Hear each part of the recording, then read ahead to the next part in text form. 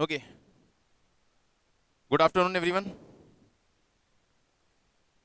तो लास्ट जो क्वेश्चंस दिए थे वो आप लोगों ने कंप्लीट कर लिए होंगे, और जिनके आंसर्स मैंने आपको नोट करवाए थे मैच हो गए, ऑब्वियसली हो ही गए होंगे। फाइन, तो आगे चलते हैं।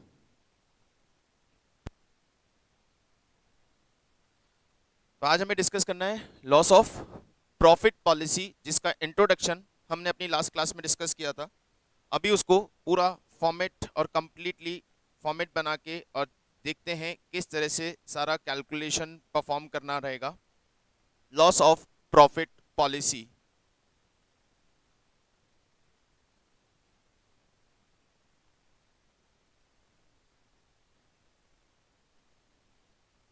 तो step by step note down करेंगे सारी इंफॉर्मेशन, और ये स्टेप बाय स्टेप ही हमें परफॉर्म करना है।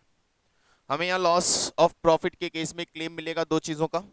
One, the profit on short cell, जितना हमारा शॉर्ट सेल हुआ है उस पर जो हमारा प्रॉफिट बन सकता था ड्यूरिंग दैट इंडेमनिटी पीरियड, उसका, plus increased cost of working का, यानी जो हमने एडिशनल एक्सपेंसेस किए उस पर्टिकुलर पीरियड में अपनी लॉस को रिड्यूस करने के लिए, अपनी सेल्स को इंप्रूव करने के लिए।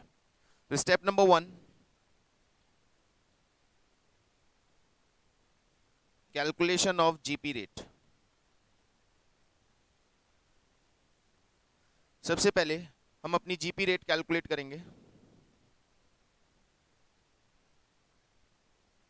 और जैसे कि मैंने आपको बताया जीपी रेट का मतलब एक्चुअली जीपी रेट नहीं है, ये है net profit and insured standing charges. ये कितना हमारे पास आने वाला था। तो जीपी रेट का एक फॉर्मूला तो आप लेंगे net profit plus insured standing charges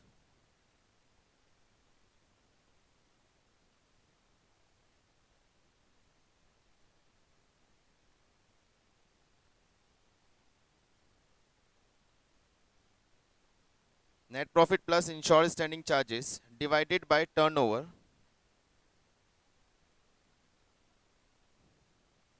divided by turnover. Turnover का मतलब सेल्स ऑफ प्रीवियस ईयर, क्योंकि प्रीवियस ईयर का नेट प्रॉफिट उठाया है, प्रीवियस ईयर का ही अपने स्टैंडिंग चार्जेस लिया है, इंश्योर्ड स्टैंडिंग चार्जेस लिया है, तो यहाँ पे जो सेल्स लेंगे वो भी हम प्रीवियस ईयर की लेंगे। तो यहां से आएगा आपका जीपी रेट।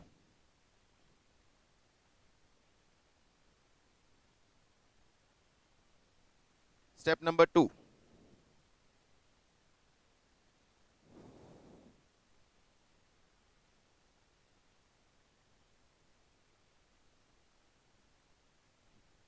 अच्छा एक चीज और यहाँ पे मैं आपको बता दूं, वैसे तो मुश्किल है ऐसी चीज होना, लेकिन quite possible.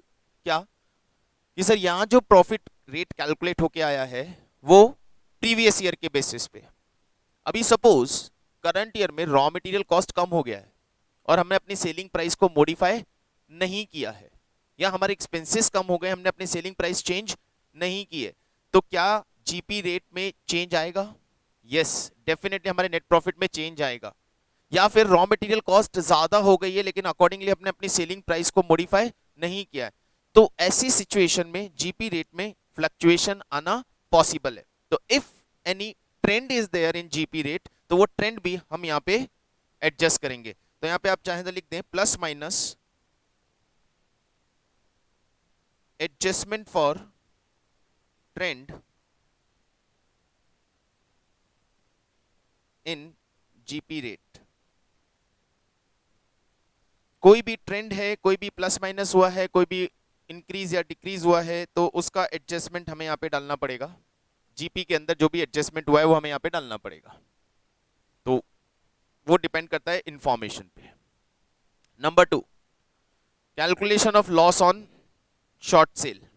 Calculation of loss on short cell. बेटा स्ट्रीमिंग ऑन है।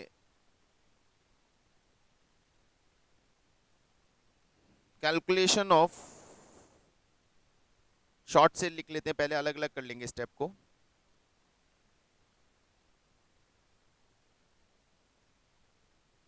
Calculation of short sales. Short sales का मतलब कल समझ गए थे हम, क्या था? इस साल इंडेमनिटी पीरियड या डिस्ट्रप्टेड पीरियड के अंदर कितना सेल हुआ, और एग्जैक्टली उसी पीरियड में पिछले साल कितना सेल हुआ था, उसका difference, that is our short sale. तो सबसे पहले लेंगे sales of corresponding period to interruption period in previous year।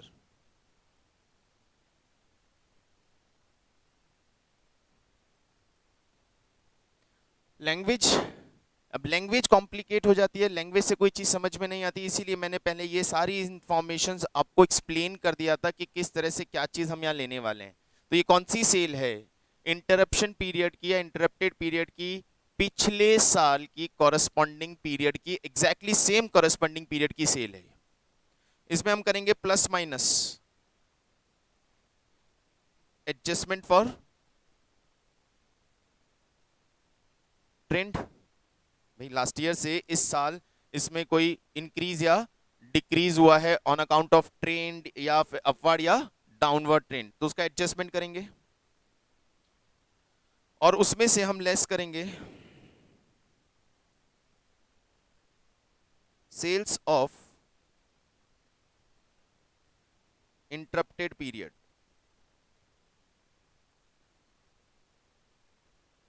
It's your short cell.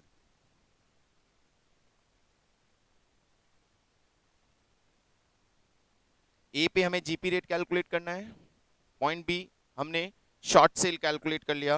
This short cell का मतलब क्या है कि हमारा इतना सेल लॉस हुआ है, इतना सेल का लॉस हुआ है, but you will not get claim for the loss of sale. Sale के लॉस का क्लेम नहीं मिलता, उस सेल पे जितना जीपी का लॉस हुआ है, जितना प्रॉफिट का लॉस हुआ है, उसका क्लेम मिलता है। तो नेक्स्ट पॉइंट पे calculation of loss of profit.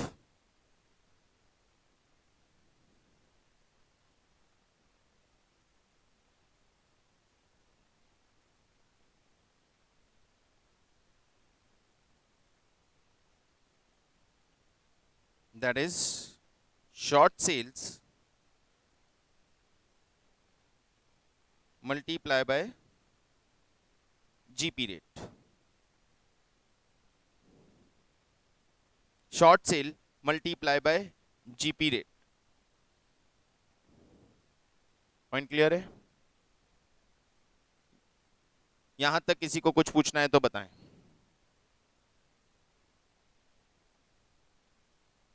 Next point number 4,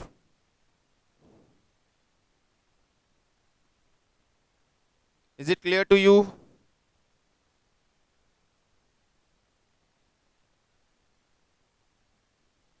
next point, next point में हम कैलकुलेट करेंगे insurable amount.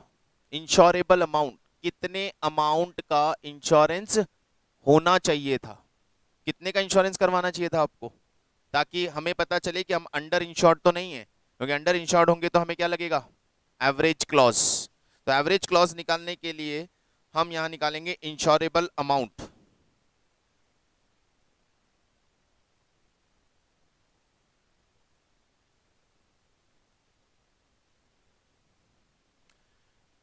Insurable amount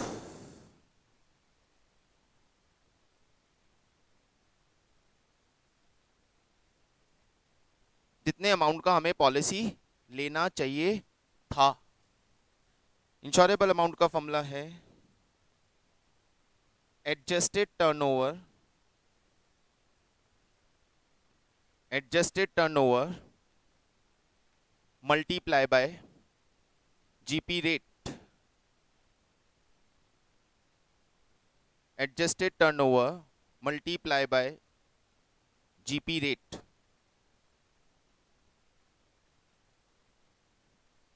adjusted turnover multiplied by GP rate. What is adjusted turnover? Adjusted turnover का मतलब क्या है? Okay good. Adjusted turnover का मतलब क्या है? एडजस्टेड टर्नओवर का मतलब है sales of 12 months just preceding the date of fire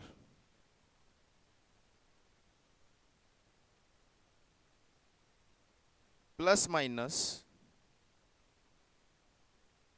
adjustment for trend. It is your adjusted turnover.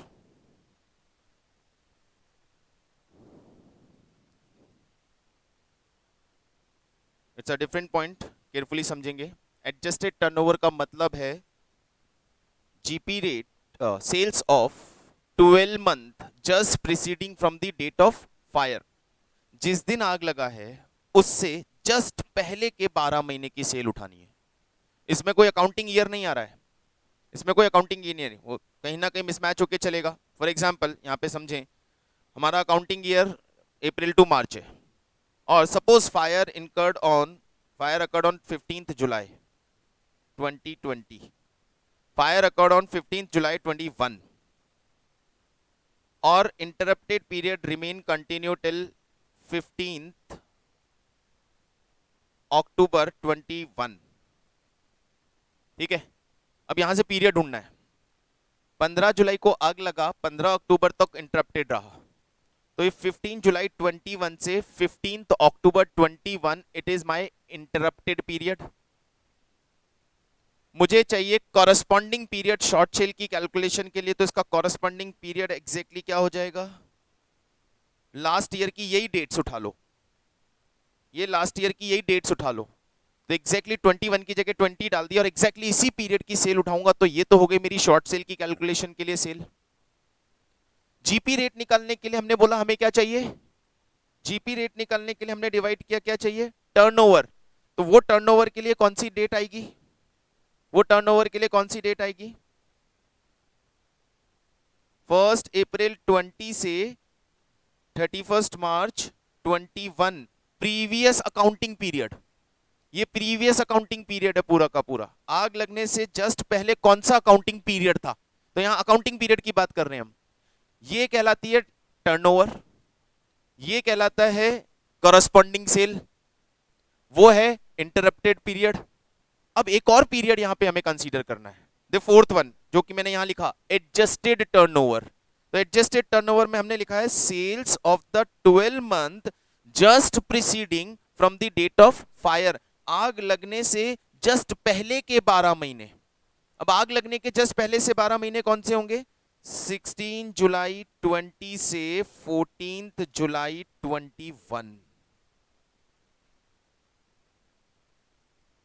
आग लगना, इस दिन आग लगा, इस दिन, ये आग लगने का दिन है, इससे जस्ट पहले के 12 महीने. तो इससे जस्ट पहले के 12 महीने मतलब इसकी एक दिन बाद से शुरू करके पिछला साल ले लो और इसके एक दिन पहले उसको खत्म कर दो. तो आपको सोचना नहीं है, क्या सोच करना है?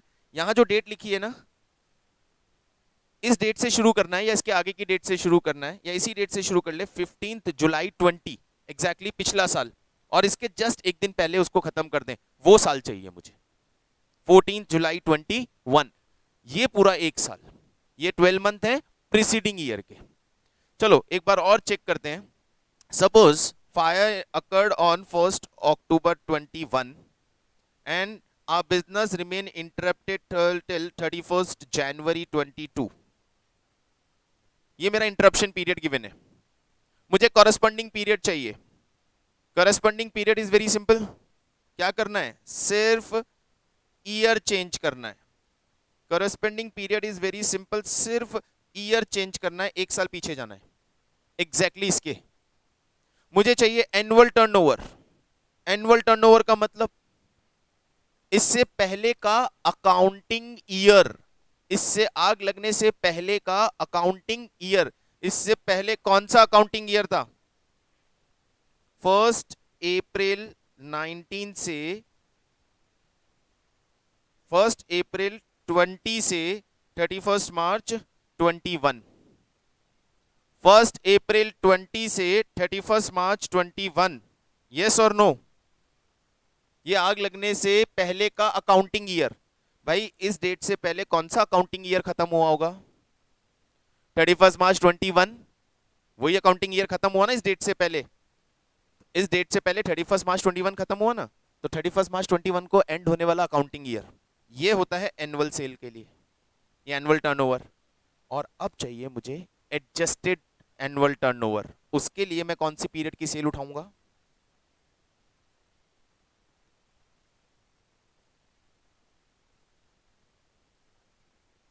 1 अक्टूबर 20 से 30 सितंबर 21, वो 12 महीने जो इस डेट से जस्ट पहले खत्म हुए, वो 12 महीने जो इस डेट से जस्ट पहले खत्म हुए, उसकी सेल चाहिए।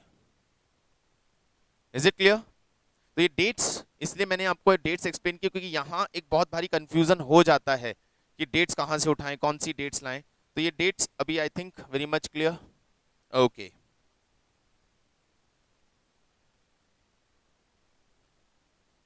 चलिए नेक्स्ट स्टेप पे आते हैं। एडजस्टेड एनुअल टर्नओवर मिल गया हमें।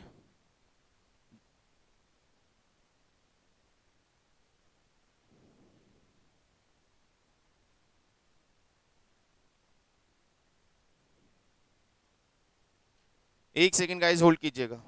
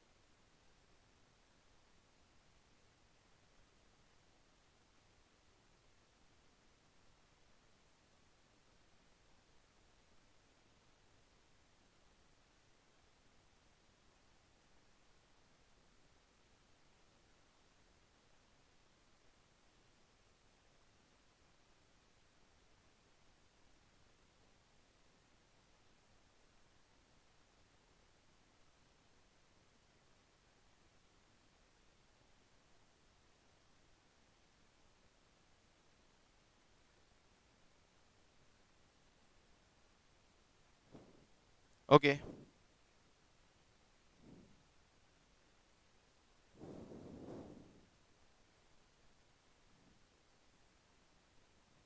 नेक्स्ट नंबर, ये इंश्योरेबल अमाउंट कहलाता है।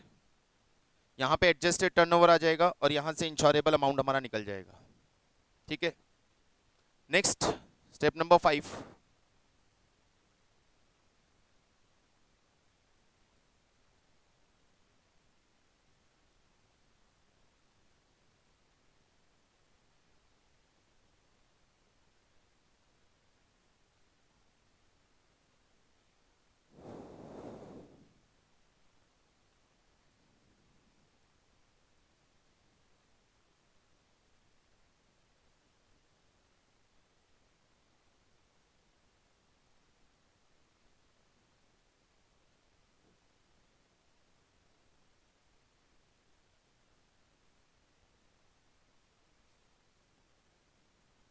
स्टेप नंबर 5 में हम लेंगे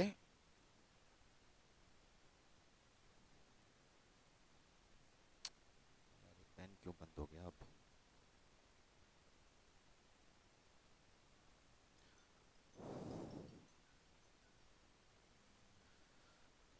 step number 5, cost of additional working.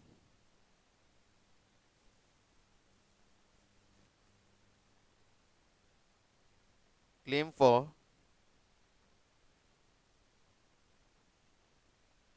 Cost of, जिसे हम क्या बोलते हैं, इंक्रीज्ड कॉस्ट ऑफ वर्किंग या increase cost of working. Claim for increased cost of working. Increase cost of working का मतलब, इंक्रीज कॉस्ट ऑफ वर्किंग का मतलब एडिशनल एक्सपेंसेस जो कि हमने उस फायर पीरियड में, उस इंटरप्टेड पीरियड में सेल को मेंटेन करने के लिए, सेल करने के लिए किए थे। लेकिन यहाँ इंश्योरेंस कंपनी बोलता है कि सर हमें देखना पड़ेगा कि आपने जो एक्सपेंसेस किए वो कितने जस्टिफाइबल थे, जेन्युइन थे, जस्टिफाइबल थे, मतलब उन एक्सपेंसेस का कोई बेनिफिट भी हुआ है या नहीं हुआ है। तो हम एग्जैक्टली आपके बोलते आपको एक्सपेंसेस का क्लेम नहीं देंगे, हम आपको 3 पॉइंट देंगे। तो यहां पर होता है a, actual increased cost of working.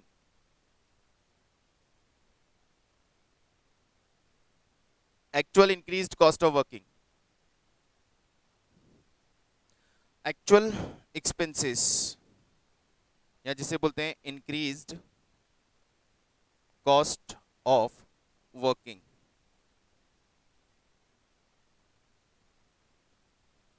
सबसे पहले तो हम लेंगे एक्चुअल एक्सपेंसेस कि मतलब एक्चुअल एक्सपेंसेस कितने हुए, और एक्चुअल एक्सपेंसेस जो हमारे पास हुए ये हमारा फर्स्ट पॉइंट हो गया।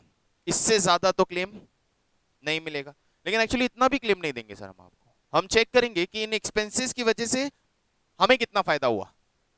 तो उसके लिए हम पॉइंट नंबर बी पे आएंगे। पॉइंट नंबर बी क्या बोलता है? पॉइंट नंबर बी बोलता है proportionate increased cost of working. Proportionate increased cost of working. अब ये proportionate increase cost of working कैसे आएगी? Proportionate increase cost of working के लिए इन्होंने हमें एक फॉर्मूला दिया है, and we will use that formula for calculating proportionate part. उस फॉर्मूले में प्रोपोर्शनेट अमाउंट के लिए फॉर्मूला लिखें, actual expenses multiply by actual expenses multiply by, ये पूरा फॉर्मूला है, उस तरह से बनाएंगे। Adjusted turnover multiply by GP rate, adjusted turnover multiply by GP rate divided by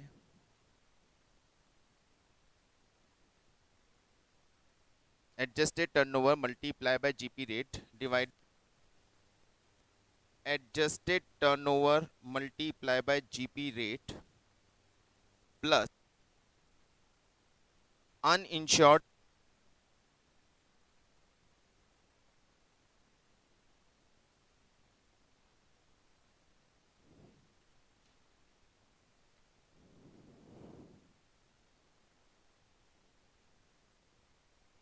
ऊपर आप इंश्योरेबल अमाउंट लिख सकते हो, divided by insurable amount plus uninsured standing charges भी लिख सकते हो। मतलब यही ना, ये क्या था, मतलब इस फॉर्मूले को मैं अलग तरीके से लिख रहा हूं। Actual expenses multiply by insurable amount divided bye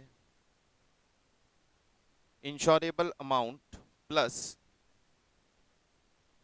uninsured standing charges. आप ऐसे भी लिख सकते हैं इस फॉर्मूले को।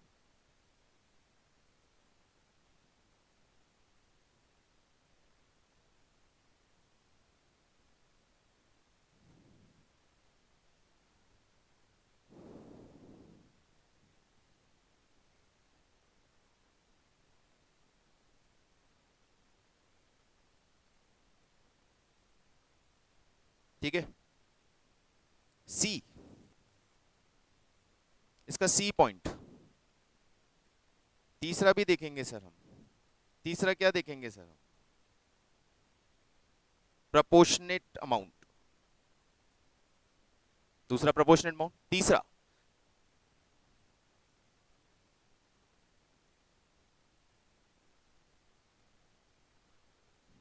यूं समझिए कि एक्सपेंसेस करने का फायदा क्या मिला? एक्सपेंसेस करने एक्सपेंसेस करने की वजह से जो शॉर्ट सेल है वो रिड्यूस हो गई। शॉर्ट सेल रिड्यूस हुई ना, क्योंकि उस पीरियड में हम कुछ सेल कर पाए। तो आपकी शॉर्ट सेल कितनी रिड्यूस हुई है, उस पे कितना जीपी आपने बचाया है, वही कंपनी को फायदा हुआ है। तो वो जो सेल लेनी है, मैं इसको सीधा सीधा ऐसे बोल देता हूं, sales due to additional cost of working. Sales due to additional cost of working मतलब जो एक खर्चा किया, उस खर्चे की वजह से कितनी सेल हुई सर आपको? जो एक्सपेंसेस आपने किए, जो एडिशनल कॉस्ट आपने इनकर की, उन एक्सपेंसेस की वजह से सेल कितनी हुई है, उस पे मल्टीप्लाई बाय जीपी रेट, उसको मल्टीप्लाई बाय जीपी रेट। बात समझ में आ गई? जो खर्चा हुआ, उस खर्चे की वजह से आपने कितनी एक्स्ट्रा सेल की है, वो वाली सेल लेनी है सर। वो वाली सेल का मतलब तो यही सेल हो गई ना जो इंडेमनिटी पीरियड की सेल है, यही सेल? नहीं, जरूरी नहीं है। जरूरी नहीं है। क्यों जरूरी नहीं है? ये जरूरी नहीं है कि ये जो पूरी की पूरी सेल है ये एडिशनल खर्चों की वजह से ही हुई हो।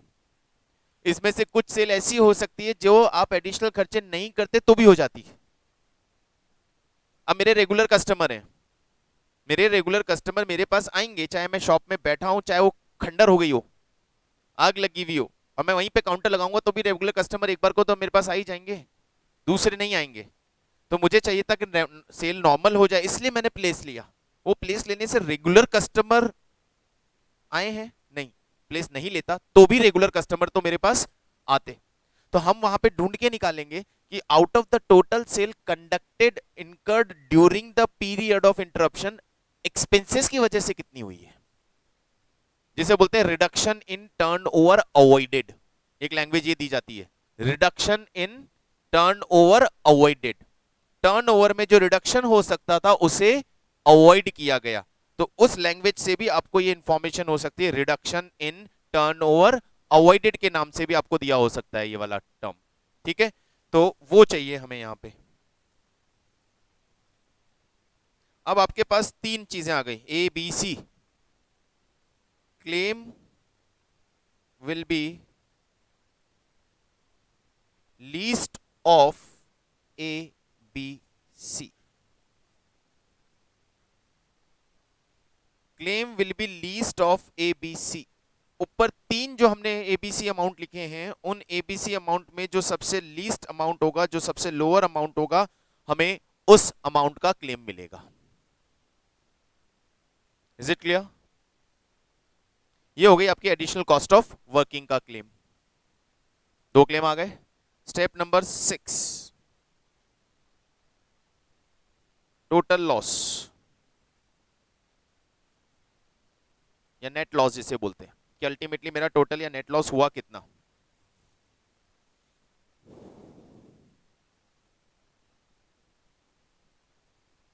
ठीक है, तो loss of profit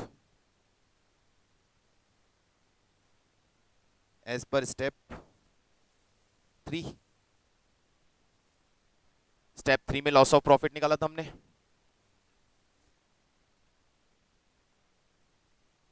additional cost of working,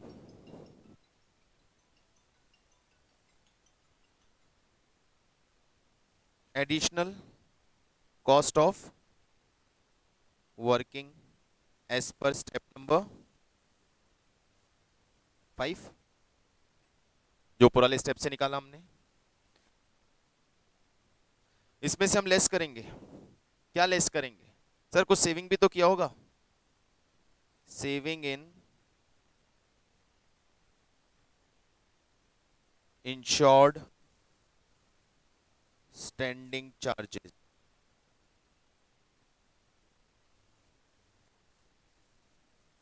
ये हुआ आपका नेट लॉस। अब ये क्या है, saving in insured standing charges?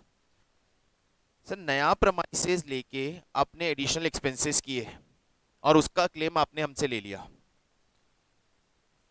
पुराने प्रमाइसेस के जो स्टैंडिंग चार्जेस थे जिसका आपने इंश्योरेंस करवा रखा था, क्या वो सारे स्टैंडिंग चार्जेस जो इंश्योर्ड स्टैंडिंग चार्जेस थे वो पूरे पे किए आपने, या कुछ बच गए?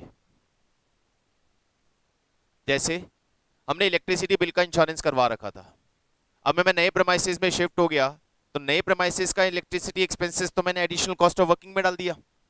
पुराने प्रेमाइसेस का इलेक्ट्रिसिटी एक्सपेंसेस जो मेरा कम हो गया, उसका क्या, उसका क्लेम मिलेगा? नहीं मिलेगा ना।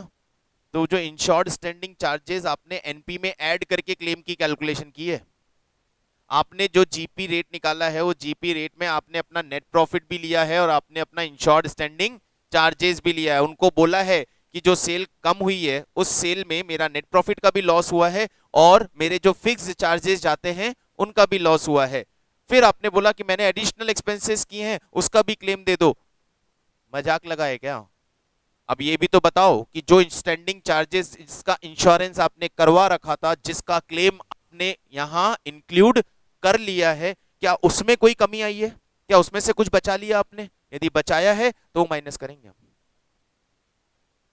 दुकान ये वाली छोड़ के दूसरी दुकान ले ली, उसका किराया आप दे रहे हो, तो क्या पहली वाली दुकान का किराया आपके लैंडलॉर्ड ने कम कर दिया है क्या 3 महीने के लिए? हो सकता है कर दिया हो सकता है कि यार अभी तुम्हारा डिस्टर्ब है बिजनेस, या तुम कहाँ किराया दोगे, 3 महीने का रेंट कम कर दिया उसने, हो सकता है।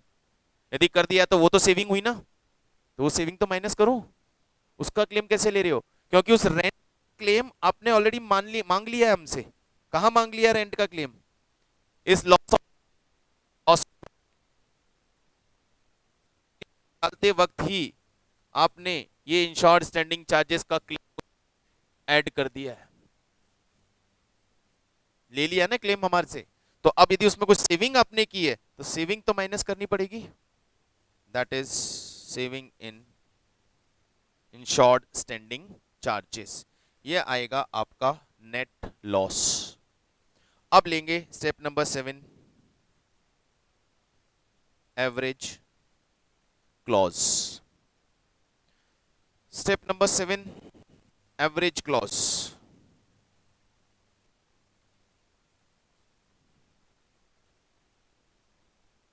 एवरेज क्लॉज का मतलब प्रोपोर्शनेट बेसिस पे इंश्योरेंस पॉलिसी यदि आपने कम अमाउंट के लिए रखी है तो आएगा आपका amount of claim is equal to net loss जो ऊपर निकला multiply by insured amount divided by insurable amount. Insured amount का मतलब होता है इंश्योरेंस पॉलिसी, और इंश्योरेबल अमाउंट का मतलब हमने ऊपर निकाला था स्टेप नंबर 4 में। ये तो हो गई आपकी इंश्योरेंस पॉलिसी और ये है स्टेप 4।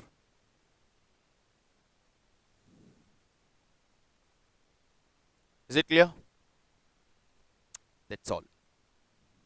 एक बार पूरा स्टेटमेंट वापस आपको शो कर देता हूं, नोट नहीं किया तो फटाफट से स्क्रीनशॉट ले लीजिएगा।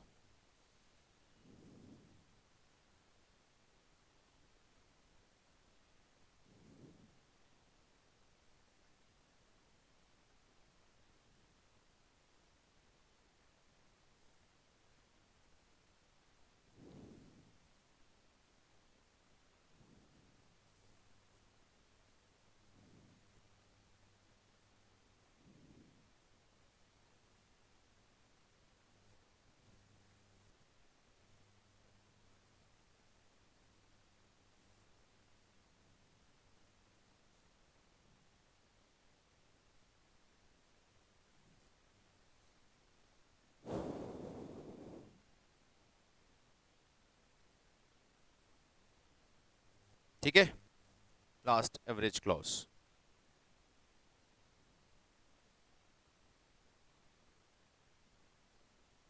ओके, तो ये था लॉस ऑफ प्रॉफिट पॉलिसी की कैलकुलेशंस। मेनली टर्म्स सारी क्लियर हैं, क्वेश्चन उठाना कैसे करना है वो हमें यहाँ समझना है, और उसके लिए हमें चलना होगा क्वेश्चंस पे। चलिए तो चलते हैं क्वेश्चंस पे। Question number 11, calculate the turnover lost during the claim period from the following particular. Turnover lost, कितना टर्नओवर का लॉस हुआ है क्लेम पीरियड में, हमें लॉस ऑफ टर्नओवर निकालना है यहाँ पे। लॉस ऑफ टर्नओवर बताओ। इंडेमनिटी पीरियड था हमारा कितना, 6 मंथ, लेकिन हमें इंडेमनिटी पीरियड से मतलब नहीं है, हम फोकस करते हैं किस पे, डिसलोकेशन पीरियड पे, इंटरप्टेड पीरियड पे। आपने पॉलिसी कितने पीरियड की लिए वो मैटर नहीं करता, आपका एक्चुअल पीरियड कितना डिस्टर्ब हुआ है, सब्जेक्ट टू इंडेमनिटी पीरियड। उससे ज्यादा तो जा नहीं सकते। तो ये 6 महीने का इंडेमनिटी पीरियड आपने लिया था, का डिस्ट्रप्शन हुआ है कितने महीने का, 5 महीने का, 5 महीने का। देन कोई प्रॉब्लम नहीं है। पहली date, first date, interrupted period सामने है, ठीक है, इंटरप्टेड पीरियड में कोई डाउट नहीं, interrupted period is okay. Turnover from 1 मार्च 19 से 31 जुलाई 20, टर्नओवर फ्रॉम 1 मार्च 20 से 31 जुलाई 20, and special circumstances clause is the policy provided for the increased turnover by 10%। Date correct कीजिएगा गाइस, डेट करेक्ट कीजिएगा। नहीं, डेट सही है, सही है। ये 19 कर लेना बस, ऊपर वाला डेट सही कर लेना, इसको 19 करना। 1 मार्च 19 से 31 जुलाई 19, और नीचे वाली डेट को 18 कर लेना।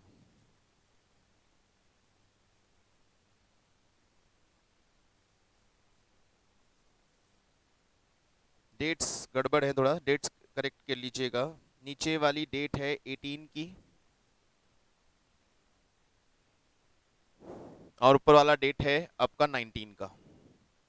अब मुझे इसमें निकालना है तो बहुत आसान है कैलकुलेट करना। क्या करेंगे, sale of the same period in previous year, that is 20 lakh, plus minus increase in trend, और ट्रेंड दे रखा है इंक्रीज टर्न 10%, तो 10% प्लस करेंगे 2 lakh, total 22, minus actual sale during the interrupted period is 8 lakh, तो आपका शॉर्ट सेल आ गया 14 लाख। और कुछ नहीं करना है, सिंपल सा। क्या करना है, पिछले साल के पीरियड में कितनी सेल हुई थी वो उठा के लानी है, उसमें प्लस माइनस करना है ट्रेंड, तो यहाँ इंक्रीज ट्रेंड दिया है तो ऐड हो जाएगा, और फिर उसमें से माइनस कर देंगे actual sale during the interrupted period, that is 8 lakh, 14 lakh is your short sale. Fine, next, calculate net claim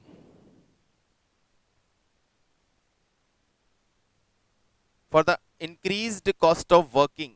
अब ये इंक्रीज्ड कॉस्ट ऑफ वर्किंग का क्लेम कैलकुलेट करने का एक एग्जांपल, जो हमने वो ABC देखा था, लैंग्वेज को समझना ताकि वो ABC क्लियर हो जाए हमें। GP rate,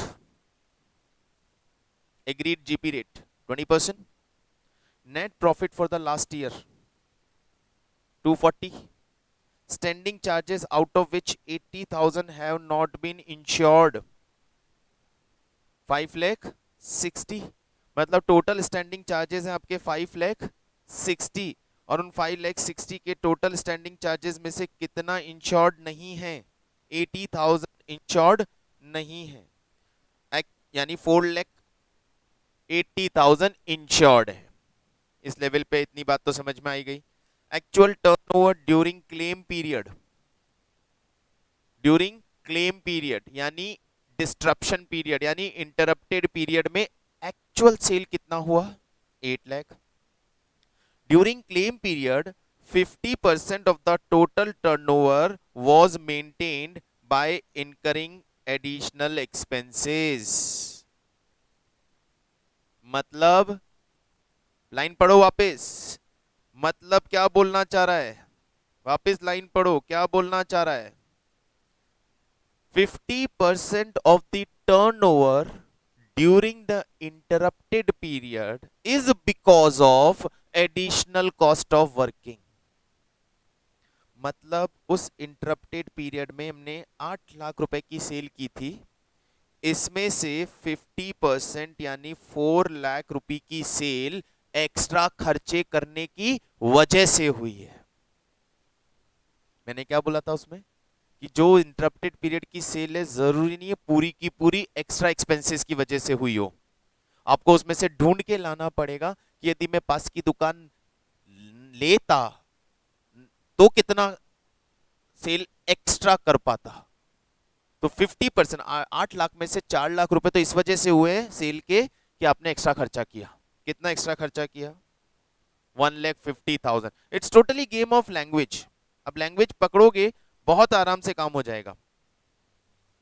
and there was a saving in insured standing charges 6.25%। Insured standing charges जो हमने इंश्योर करवा रखे थे उसका 6.25% सेव कर लिया हमने। And in uninsured standing charges 10,000। Uninsured standing charges में भी 10,000 की सेविंग हो गई। भाई अनइंश्योर्ड है ना, इंश्योरेंस कंपनी को उन अनइंश्योर्ड स्टैंडिंग चार्जेस की सेविंग से तो कोई मतलब होना ही नहीं चाहिए, क्योंकि उसका तो हमने इंश्योरेंस आपसे लिया ही नहीं था। Turnover during 12 month preceding the date of fire. आग लगने से जस्ट पहले के एडजस्टेड टर्नओवर मिल गया हमको, डायरेक्टली दिया हुआ है। और agreed increase 20% plus minus.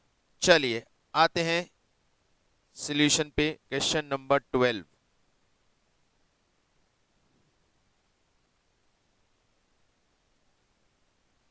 Question number 12 A. पहले तो हम कैलकुलेट कर लेते हैं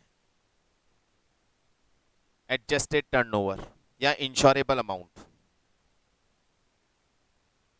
हमने उसको इंश्योरेबल अमाउंट का ही नाम दिया है। सेल्स ऑफ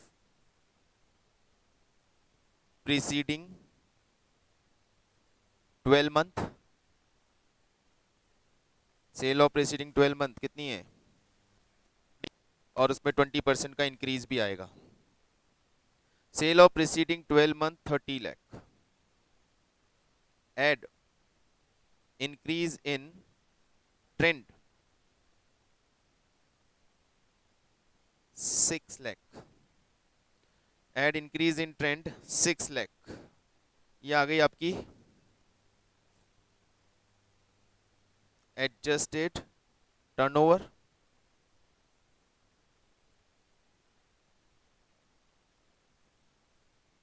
जीपी रेट कितना दिया है? 20%। जीपी रेट हमें दिया है 20%।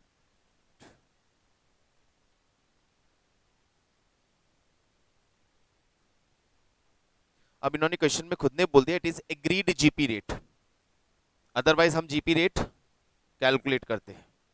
अभी भी कर सकते हैं, इंफॉर्मेशन है हमारे पास, लेकिन एग्रीड जीपी रेट का मतलब इंश्योरेंस कंपनी ने किस रेट पे एग्री कर लिया है, तो वो फाइनल है। फिर वो फाइनल है जो जिस रेट पे इंश्योरेंस कंपनी ने एग्री कर लिया कि हाँ 20% पे हमने आपको इंश्योरेंस दिया है। तो फिर हो गया आपका इंश्योरेबल अमाउंट 36 लाख का 20%, 7,20,000।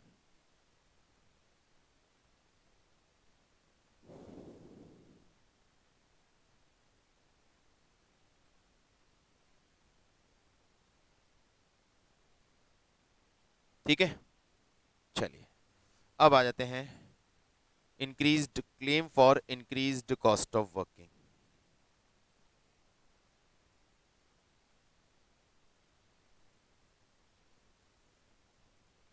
पॉइंट ए,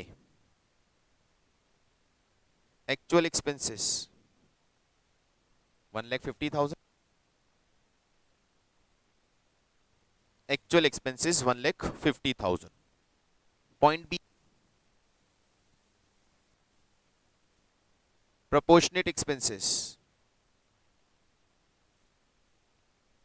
प्रोपोर्शनेट एक्सपेंसेस के लिए हमने फॉर्मूला था actual expenses multiply by insurable amount divided by insurable amount plus uninsured standing charges. Actual expenses 1,50,000. Your insurable amount is 7,20,000 divided by 7,20,000 plus uninsured standing charges 80,000. 80,000. ये आ गया आपका point B. 150 into 720 upon 8 lakh.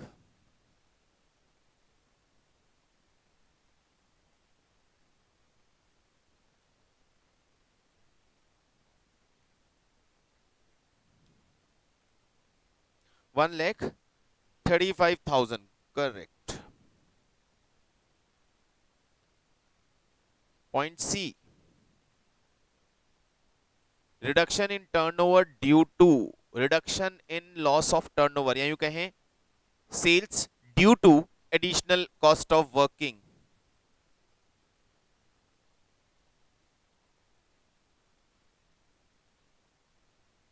Sales due to additional cost multiply by GP rate. तो sales due to additional cost हुआ है आपका 4 lakh, 8 lakh का half, and GP rate is 20%, 80,000.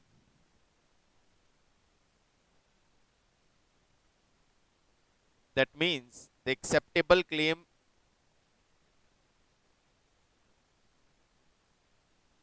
for additional cost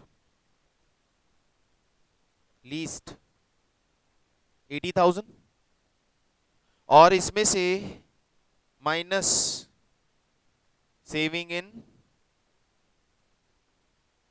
insured standing charges.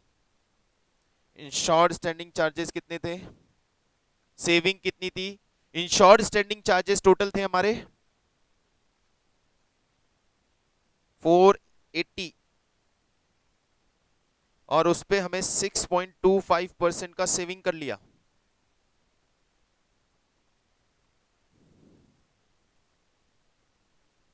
$30,000.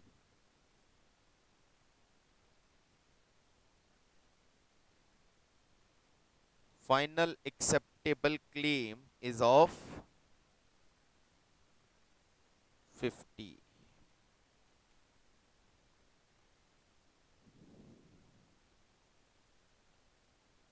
क्या बोलते? बिल्कुल बढ़िया.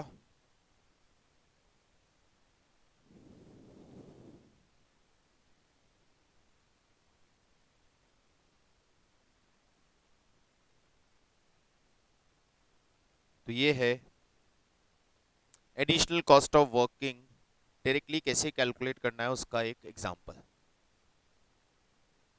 समझ में आई चीजें? इससे लैंग्वेज पिक करना है, नथिंग एल्स.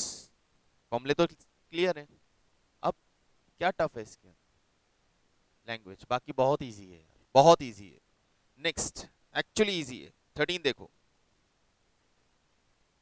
हाँ, क्वेश्चन नंबर 13. सम इंश्योर्ड. इंडेमनिटी पीरियड 6 मंथ का था, लेकिन फायर का इंटरप्शन पीरियड था ये वाला, मार्च से जुलाई 20. अकाउंटिंग ईयर हम यूज कर रहे हैं कौन सा? Calendar year.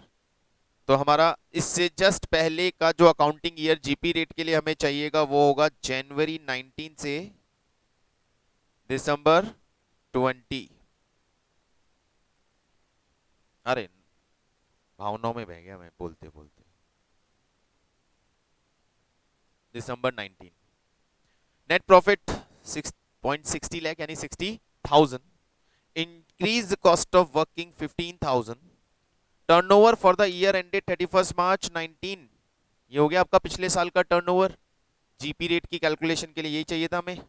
ये देखो टर्नओवर फॉर द पीरियड, ये कौन से पीरियड का दिया है, आग लगने से जस्ट पहले के 12 महीने। देखो आराम से चेक करो, देखो आग लगने से जस्ट पहले के 12 महीने हैं ये। आग लगी थी 1 मार्च 20 को और ये ईयर एंड हो रहा है 28 फेब 20 को, तो फायर से जस्ट पहले के 12 महीने, यानी ये हमारा एनुअल टर्नओवर एडजस्टेड सेल निकालने के लिए ये मिल गया। मार्च 19 से जुलाई 19, मार्च 19 से जुलाई 19, ये कौन सा सेल है, ये एग्जैक्टली इंडेमनिटी पीरियड का कोरस्पॉन्डिंग पीरियड का सेल है, पिछले साल वाला, वही 5 महीने वाला। मार्च 20 से जुलाई 20, इस साल उस इंडेमनिटी पीरियड का सेल दिया हुआ है। Sales were evenly throughout the period. Standing charges. Sales were evenly throughout the period. No fine in standing charges. Standing charges 1.5 lakh. No clause for upward and downward trend. कोई clause नहीं है upward downward trend का, कुछ भी नहीं मिलेगा upward downward trend का। ठीक है बिल्कुल। चलिए क्लेम का amount, loss of profit policy का क्लेम निकालना है। फटाफट आ जाओ, फॉर्मेट पे आ जाओ, बिल्कुल बिना सोचे समझे, ज्यादा लोड ही नहीं है सोचने का। सबसे पहले step A, GP rate. What is the formula of GP rate? Net profit plus insured standing charges divided by पिछले अकाउंटिंग पीरियड का टर्नओवर, है ना। Net profit, amount of net profit 60,000 plus insured standing charges,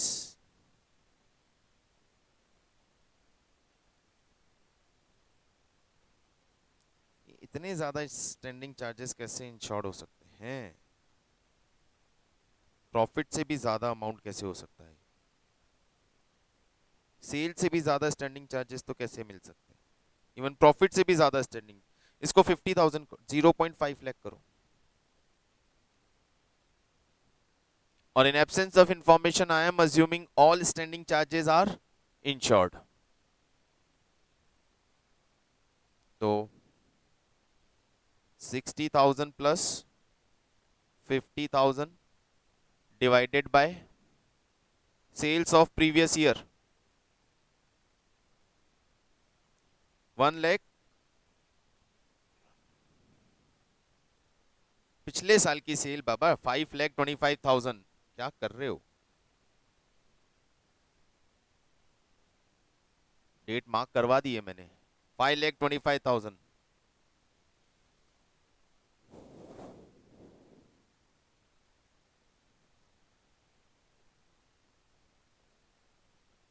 twenty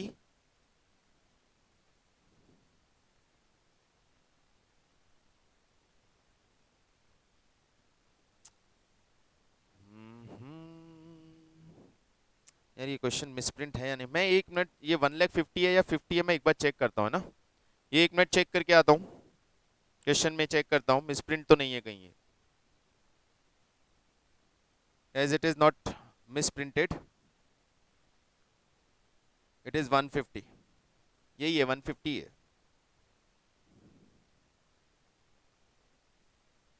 150 लेना है,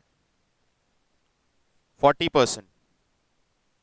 step number 2, calculation of short cell.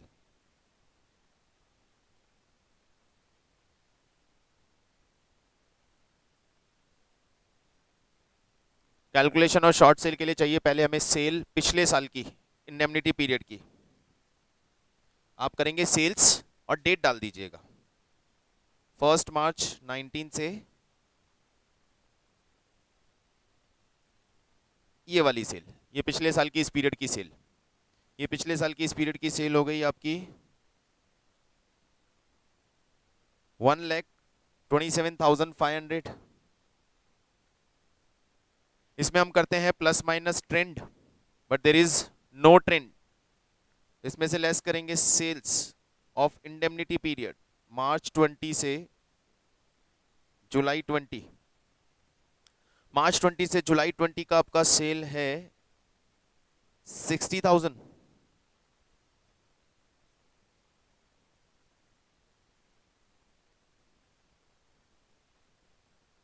It's your short sales 67,500। Third, loss of profit.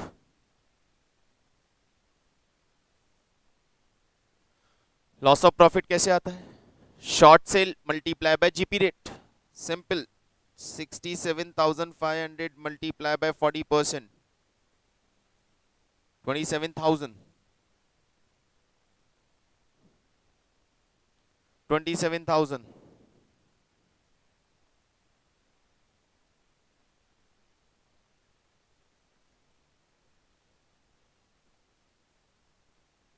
कोई शक? Next, insurable amount, fine. Fourth,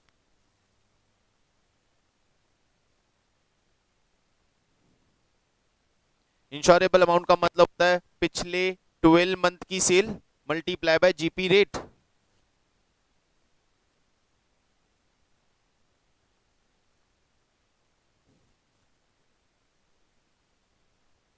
मार्च 19 से 28 Feb 20,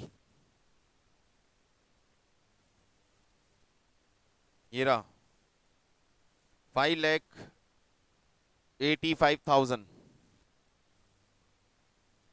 5,85,000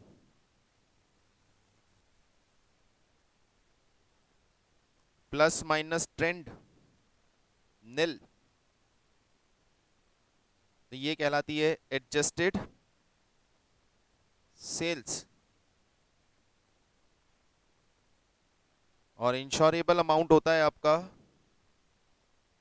adjusted sales multiply by GP rate, 2,34,000। Clear? कोई भी doubt हो तो बोलिए। सिंपल सिंपल सिर्फ वैल्यू उठाते जा रहे हैं और कुछ भी नहीं कर रहे हैं हम।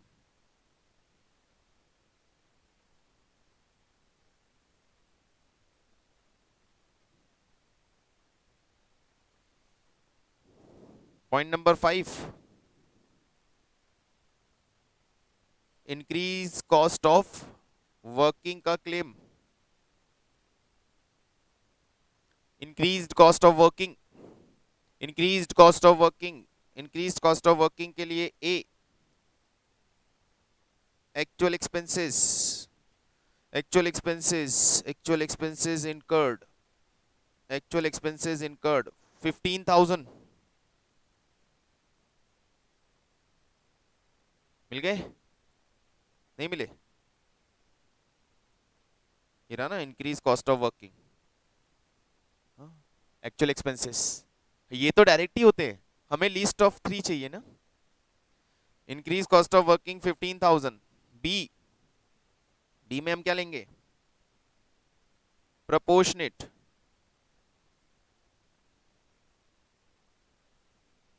प्रोपोर्शनेट एक्सपेंसेस के निकालने का फॉर्मूला है actual expenses multiply by insurable amount. Insurable amount कितना था? 2,34,000 divided by insurable amount plus uninsured standing charges जो कि हैं नील, 0। तो ये भी आ गया 15,000। प्रोपोर्शनेट भी आपके पास आ गया 15,000। सी,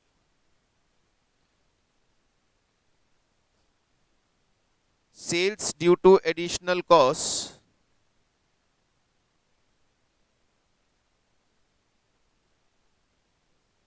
multiply by GP rate, sales due to additional cost multiply by GP rate. Sales due to additional cost given है क्वेश्चन में, कितनी बोली इसने, कहां से आया?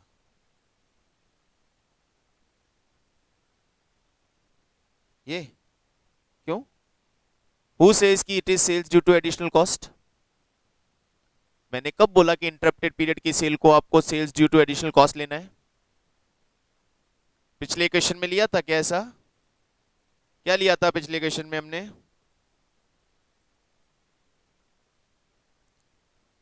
50% गिवन था ना।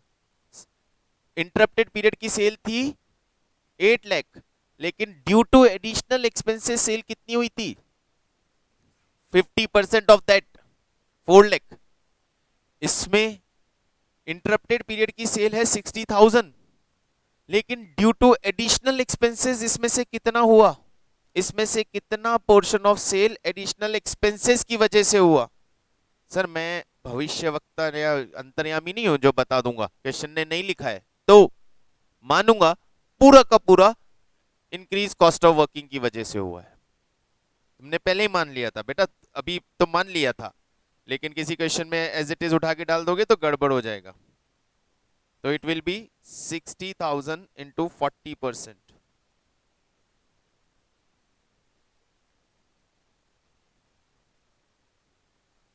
Claim for additional cost,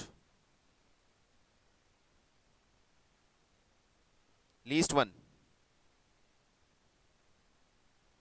15,000। Clear? यहां तक सब कुछ okay? Step number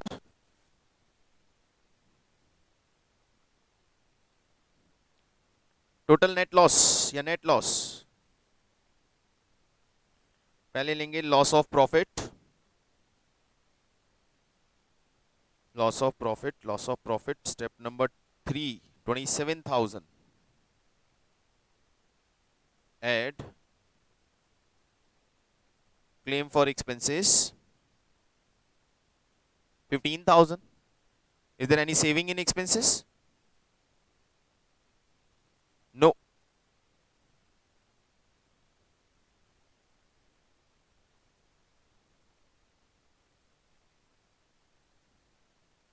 $42,000. It is our net.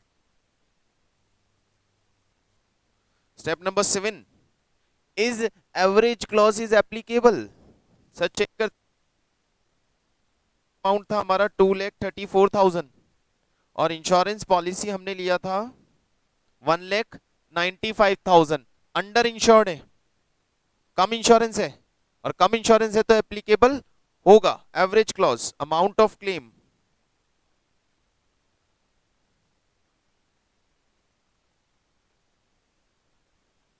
Final amount of claim net loss multiply by insured amount, यानी अमाउंट ऑफ इंश्योरेंस पॉलिसी कितना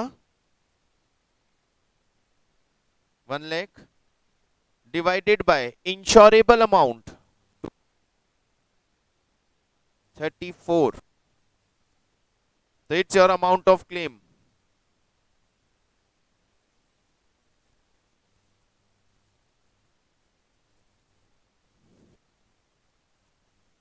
$35,000। बोलिए क्या ख्याल है? कुछ भी नहीं कर रहे हैं हम, गिवन इंफॉर्मेशन में से रिक्वायर्ड इंफॉर्मेशन ढूंढ ढूंढ के लाके सिर्फ कैलकुलेशन डाल रहे हैं। कहीं कोई दिमाग यूज करने का जरूरत ही नहीं पड़ रहा है। Everything is very much clear. जैसे ही 2-3 क्वेश्चन और हाथ से निकलेगा ना, सब कुछ विल बी 100% ओके। फाइन, चलिए तो आगे के क्वेश्चन पे कोशिश कीजिएगा। कल यहीं आगे के क्वेश्चंस पे कंटिन्यू करेंगे। तब तक के लिए आई सी यू, थैंक यू।